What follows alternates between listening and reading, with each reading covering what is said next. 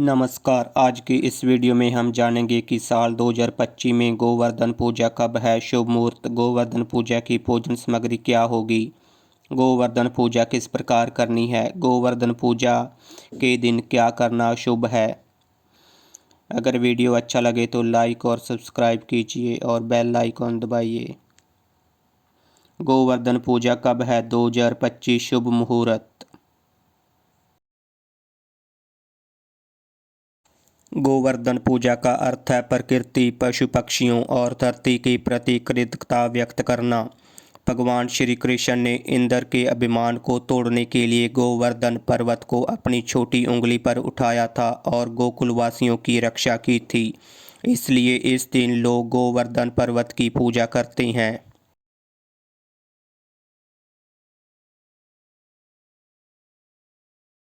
पंचांग के अनुसार साल 2025 में गोवर्धन पूजा का पावन पर्व 22 अक्टूबर दिन बुधवार को मनाई जाएगी, क्योंकि कार्तिक माह के शुक्ल पक्ष की प्रतिपदा तिथि की शुरुआत 21 अक्टूबर को शाम 5:54 पर होगी। कार्तिक माह के शुक्ल पक्ष की प्रतिपदा तिथि का समापन 22 अक्टूबर को रात 8:16 पर। इस दिन पूजा करने का शुभ मुहूर्त सुबह 6:20 से लेकर 8:38 तक है।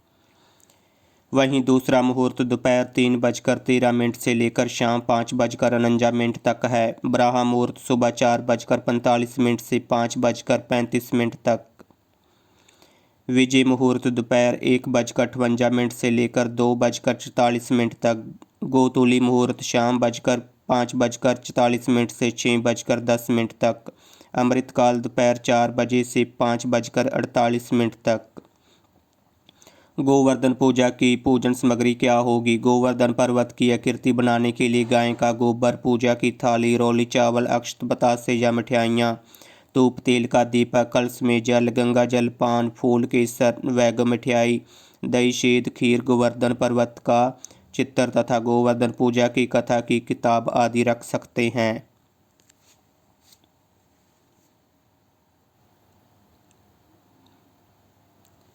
गोवर्धन पूजा की पूजन विधि।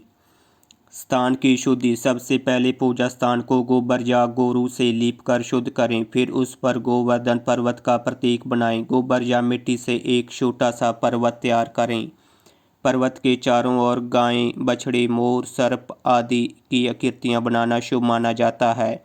गोवर्धन पर्वत की सजावट। पर्वत को फूल, पत्तियों, तुलसी पत्तर और रंगोली से सजाएं। इसके ऊपर मिठाई, फल, अंत्रकूट, विभिन्न पकवान और जल रखें। एक दीपक जलाकर पर्वत के चारों ओर रखें। दीपक, धूप, फूल, अक्षत, जल, रोली, पंचामृत, गाय का गोबर, तुलसी, फल, मिठाई आदि रखें। भगवान श्री कृष्ण की मूर्ति या फोटो पास में रखें। पूजा विधि। सबसे पहले श्री गणेश और गौ माता की पूजा करें। इसके बाद गोवर्धन पर्वत को प्रणाम करें।